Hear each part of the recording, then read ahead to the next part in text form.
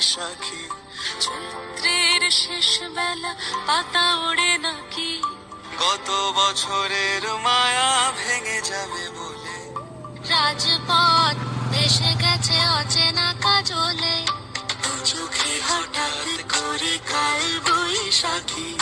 চৈত্রের শেষ বেলা পাতা ওড়ে নাকি, কত বছরের মায়া ভেঙে যাবে বলে।